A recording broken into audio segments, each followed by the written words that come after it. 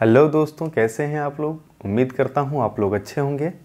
आप सभी का स्वागत है हमारे इस यूट्यूब चैनल में, जहां पर आप फिजिक्स से रिलेटेड कुछ टॉपिक्स वगैरह देखते हैं, पढ़ाई करते हैं। और यह भी उम्मीद रखता हूं कि आप लोग अच्छे से पढ़ाई कर रहे होंगे और आप लोगों के सपोर्ट के लिए बहुत बहुत धन्यवाद।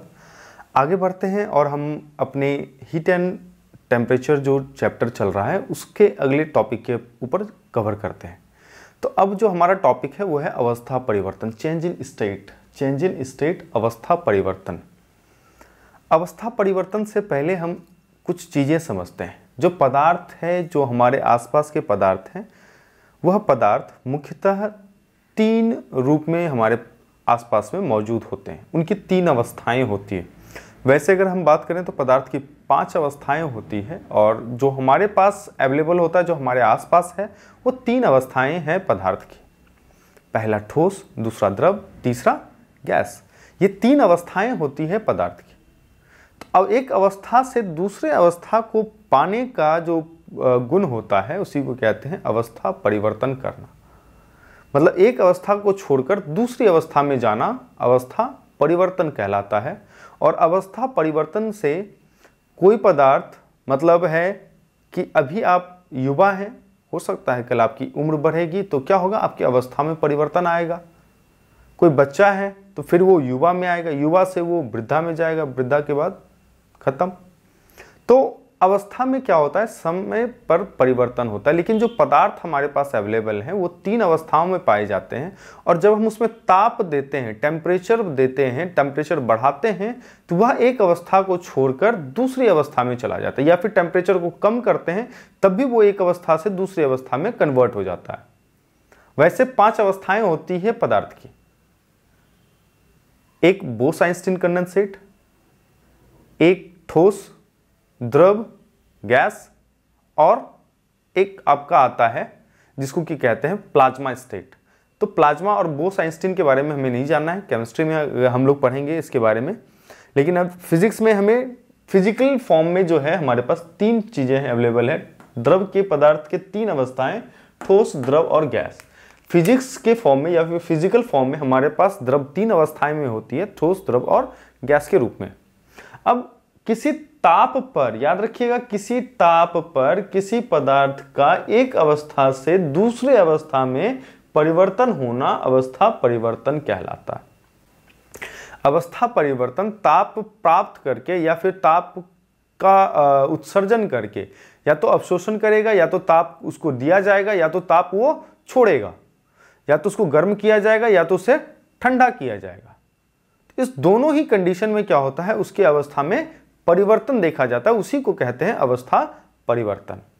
तो यहां पर देखिएगा हमने कुछ फिगर ड्रॉ करके रखे हैं। इसी फिगर के माध्यम से हम अवस्था परिवर्तन को समझते हैं। पहला जो बीकर है उसमें हमारे पास ठोस है, दूसरा जो बीकर है उसमें हमारे पास द्रव है, और तीसरा जो बीकर है हमारे पास गैस है। ठीक है। अब इसी में हम लोगों को समझना है कि ठोस, द्रव और गैस की जो अवस्था परिवर्तन होता है उस अवस्था परिवर्तन के अलग अलग नाम क्या क्या है। जैसे कि हम देखते हैं, ठोस अवस्था है, इससे अगर द्रव अवस्था में परिवर्तित हो जाता है, ठोस अवस्था से द्रव अवस्था में जब कोई पदार्थ परिवर्तित होता है तो उस कंडीशन को, उस चेंज को हम लोग कहते हैं मेल्ट करना, गलना। क्या कहते हैं? गलना, मेल्ट करना, मेल्टिंग कहते हैं उसको। कि बर्फ है, बर्फ क्या हो गया, मेल्ट कर गया, मेल्ट किया तो क्या हो गया, लिक्विड में ट्रेवल कर गया, लिक्विड में ट्रांसफर कर गया। तो ठोस अवस्था था, द्रव अवस्था में चला गया, तो उसको हम लोग क्या कहते हैं, मेल्टिंग करना। तो जैसे लोहा को मेल्ट करते हैं, भट्टी में डालते हैं तो लोहा मेल्ट होता है, मतलब पिघल जाता है, वो ठोस अवस्था को छोड़कर द्रव अवस्था को प्राप्त कर लेता है। तो अब अगर दूसरा देखें तो द्रव अवस्था में कोई है, अगर कोई पदार्थ द्रव अवस्था में, उसको हम ठंडा कर देते हैं, उसका टेम्परेचर डिक्रीज कर देते हैं, तो क्या हो जाता है, जम जाता है, जमना कहते हैं उसको क्या कहते हैं, जमना, और या फ्रीजिंग कहते हैं, जमना या फ्रीजिंग। जैसे जल को हम ठंडा करते हैं या फिर जल के ऊष्मा का ह्रास होता है तो उसका, या फिर कह सकते हैं हम, उसके तापमान में अगर कमी आती है तो वह ठोस अवस्था प्राप्त कर लेता है।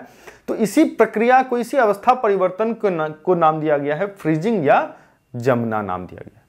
अगर हम बात करें तो कोई भी द्रव है, द्रव को अगर हम गर्म करते हैं, ऊष्मा प्रदान करते हैं, तो वह क्या होता है, गैसियस स्टेट में चला जाता है, गैस बन जाता है, द्रव से गैस में बनना। तो द्रव से गैस में जब बनता है तो इसको कहते हैं हम लोग वेपोराइजेशन, या हिंदी में कहते हैं वाष्पन की क्रिया। क्या कहते हैं, वाष्पन कहते हैं, या फिर हम लोग वेपोराइजेशन कहते हैं।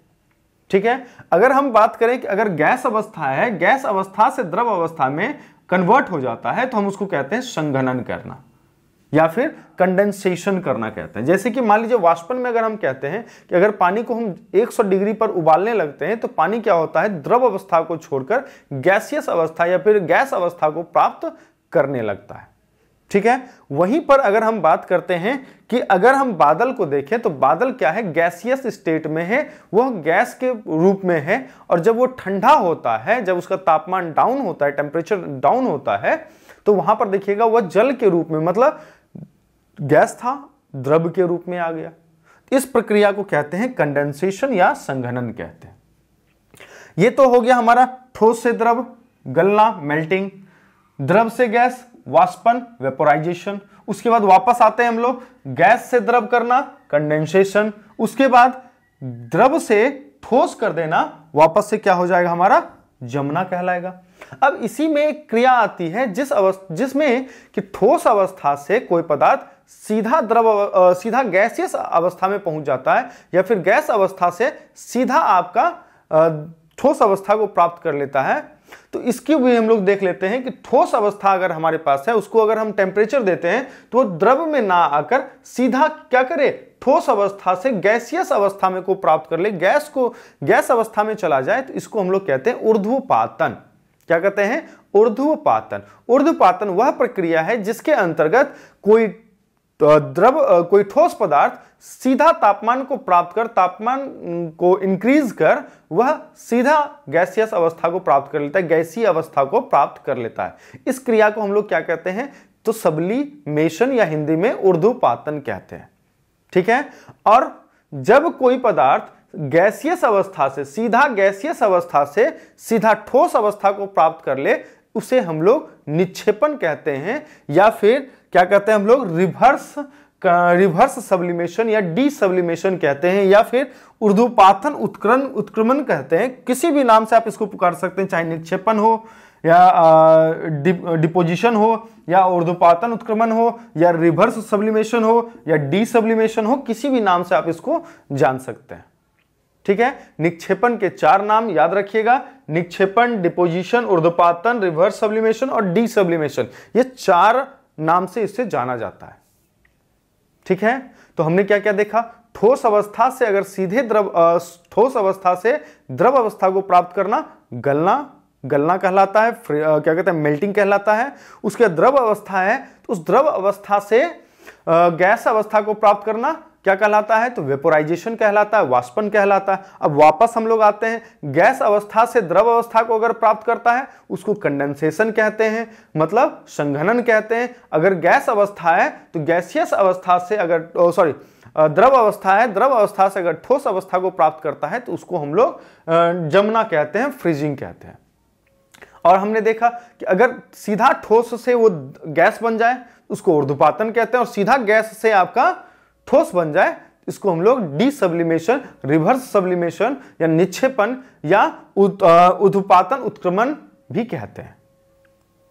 ठीक है, अब एक चीज काफी कंफ्यूजिंग होता है कि ऊर्ध्वपातन किस पदार्थ का ऊर्ध्वपातन, सब तो ऊर्ध्वपातित नहीं होता है, तो किस किस पदार्थों का ऊर्ध्वपातन होता है। तो याद रखिएगा, आप लोग कपूर यूज करते हैं, कैम्फर जिसको कहते हैं अंग्रेजी में, कपूर एक ऐसा पदार्थ है जो सीधा ठोस अवस्था से द्रव अवस्था को प्राप्त कर लेता है।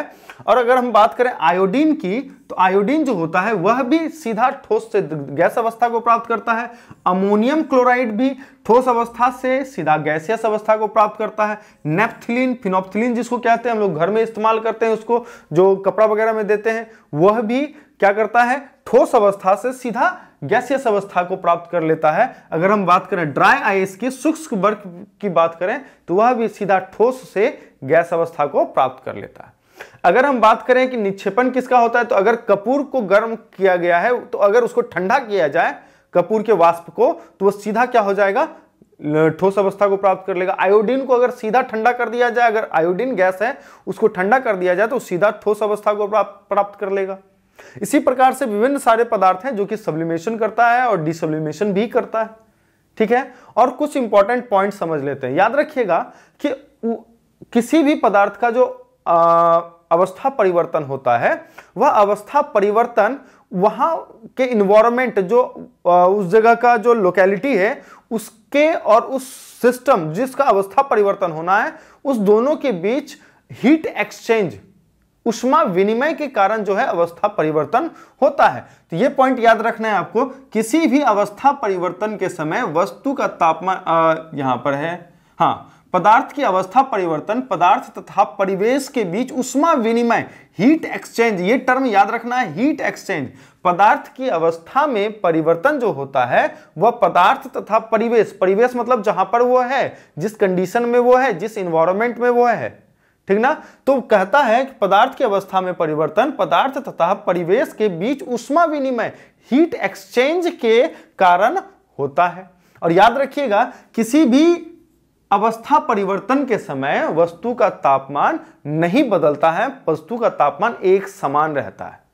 अगर हम देखें कि पानी अगर उबलता है, 100 डिग्री टेम्परेचर पर पहुंचता है, उबलने लगता है और वह जो है 100 डिग्री तापमान ही रहता है और वह गैस अवस्था को प्राप्त करने लगता है। इसका मतलब है कि तापमान नहीं बढ़ा। इसके बारे में हम लोग समझेंगे जब हम लोग पढ़ेंगे लेटेंट हीट के बारे में, गुप्त उष्मा के बारे में पढ़ेंगे। वो जो उष्मा मिल रहा है उसे, वह गुप्त उष्मा के रूप में संचित हो जाती है और उस पदार्थ का जो ताप है वो नहीं बढ़ता है, वो एक समान रह जाता है जब वो अवस्था परिवर्तन कर रहा होता है, ठीक है। ये पॉइंट समझ में आ गया। अब अगला पॉइंट है, अवस्था परिवर्तन के दौरान पदार्थ के अणुओं के मध्य गतिज ऊर्जा नहीं बदलती है। हमने बताया है कि जब पदार्थ जो होता है उसको जब हम ताप देते हैं तो उसके अणुओं के बीच क्या होता है, गतिज ऊर्जा बढ़ने लगती है, जिससे कि उसका आयतन में प्रसार होने लगता है। ये चीजें हमने डिस्कस कर ली थी पहले भी। तो यहां पर क्या आता है, उनके अणुओं के मध्य गतिज ऊर्जा नहीं बदलती। अवस्था परिवर्तन जब हो रहा होता है तो उस समय उनके अणुओं के मध्य जो गतिज ऊर्जा है वो चेंज नहीं होती है, लेकिन याद रखिएगा अणुओं की आंतरिक स्थितिज ऊर्जा में परिवर्तन होता है। याद रखना है कि अणुओं के मध्य, एक अणु और दूसरे अणु के मध्य जो है इस गतिज ऊर्जा में चेंज नहीं आता है, लेकिन याद रखना है अणुओं के मध्य जो अणु है, जो मॉलिक्यूल्स हैं, उसके मध्य जो स्थितिज ऊर्जा है उसमें परिवर्तन होता रहता है, ठीक है। तो ये था हमारा अवस्था परिवर्तन के ऊपर लेक्चर। आप लोग अच्छे से इस वीडियो को देखिए तो काफी सारी चीजें समझ में आ जाएगी। तब तक जय हिंद, जय Bharat, thank you so much.